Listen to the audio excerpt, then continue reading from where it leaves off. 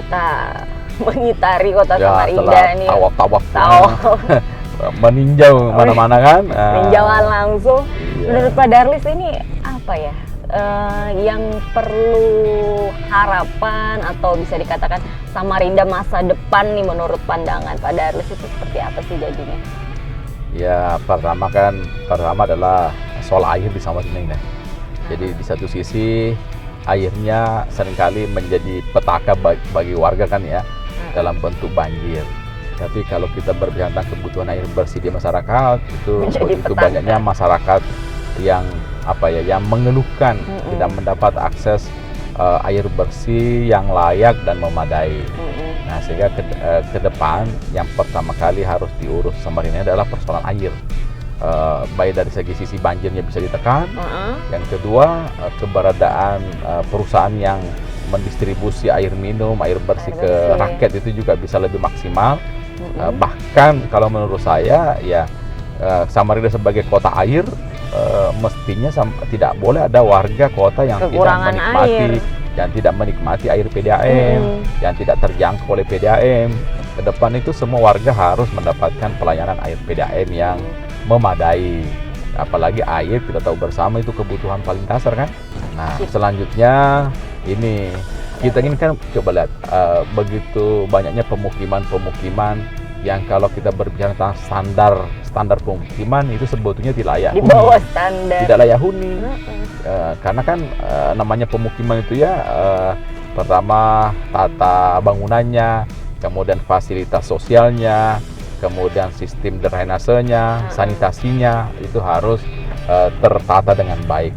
Nah, di Samarinda itu banyak sekali perkampungan atau pemukiman penduduk yang kalau kita berbicara tentang standar hidup itu sebetulnya kurang layak huni. Nah, sehingga ke depan memang pemerintah kota harus memberikan perhatian menata pemukiman penduduknya itu supaya bisa semakin layak huni. Apakah itu pemenuhan fasilitas sosialnya, perbaikan sanitasinya, perbaikan drainasenya, termasuk misalnya semenisasi lingkungannya. Itu tidak boleh becek atau berlumpur, tidak bisa diakses sama kendaraan dan lain sebagainya. Nah, kita ke depan mudah-mudahan pemerintah kota itu bisa membenahi pemukiman penduduknya supaya lebih layak huni. Itu. Nah, yang selanjutnya ini Mbak Nirmala dari segi pendidikan. Kan kita sekarang kan kita tahu bersama tuh kebijakan nasional kan menerapkan sistem zonasi.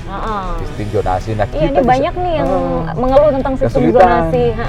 Jadi ide dasar sistem zonasi itu sebetulnya bagus ya, supaya menghilangkan disparitas antar sekolah. Supaya tidak ada lagi namanya sekolah unggulan, semua kualitasnya merata. Cuma masalahnya kita di Samarinda ini ketersediaan sekolah kurang merata. Kurang merata.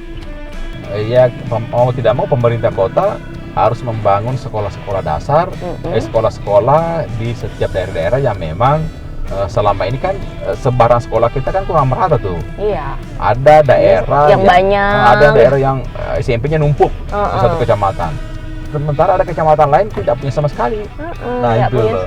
Jadi oleh karena itu pemerintah kota mau tidak mau harus mengadakan membangun sekolah-sekolah baru dan terlebih dahulu harus mengidentifikasi kan. Jadi pemerintah kota mestinya harus sudah mengidentifikasi mana kecamatan-kecamatan yang memang ketersediaan sekolah menengah pertama itu belum ada, ya harus dibangunkan gitu. Karena kalau tidak dibangun dengan sistem zonasi ini masyarakatnya pasti kewalahan. Gimana coba mau sekolah anaknya kan? Nah, itu. Nah, di samping ya ke persoalan klasik Mbak Nirmala ya. Itu kita di Samarinda ini saya sering mempelajari datanya itu ya. Kekurangan ruangan belajar. Kemudian fasilitas sekolah. Karena namanya sekolah itu kan juga sekarang kan harus toiletnya harus memadai, kantinnya harus memadai, sarana kesehatannya harus lengkap gitu kan ya. Kemudian ruang terbukanya untuk berkegiatan ekstrakurikuler juga harus ada. Nah, banyak sekolah-sekolah kita di Samarinda ini sama sekali tidak memperhatikan fasilitas sosial itu, fasilitas penunjang itu. Ruang belajarnya aja masih kurang, apalagi fasilitas yang lain, misalnya ruang kesehatan, nah gitu, ruang gurunya harus memadai, kemudian toiletnya, kantinnya, termasuk halamannya untuk kegiatan ekstrakurikuler, itu banyak sekali sekolah-sekolah kita yang masih sangat belum ada. Nah, kedepannya pemerintah kota harus membenahi sekolah-sekolah itu supaya betul-betul berstandar. Nah, itu jadi di samping membangun sekolah-sekolah baru, juga harus memperbaiki fasilitas penunjang di sekolah-sekolah yang ada. Alhamdulillah, Pak Darlis, terima kasih banyak udah mau nemenin saya hari ini, jemput. Sama-sama. Keliling-keliling, kita udah ke Citraniaga, kita udah ke mana lagi tadi? Pasar Segiri, kita udah juga belanja di Pasar Segiri ya, nyusur sungai Karangwungu, Peles tawaf Samarinda. Luar biasa banget, makasih Pak Darlis di tengah kesibukannya udah mau luangin waktunya, udah mau bareng-bareng lah kita ibarat kata pemikiran apapun harapan yang Bapak inginkan nanti untuk perbaikan Kota Samarinda ke depannya, semoga benar-benar bisa terrealisasi ke depannya nanti. Amin. Ntar kalau ada kesempatan lagi saya jemput, nggak masalah ya? Siap. Kita keliling lagi Samarinda, siapa tahu udah ada yang berubah nih nanti ke depannya. Ada yang surprise ya.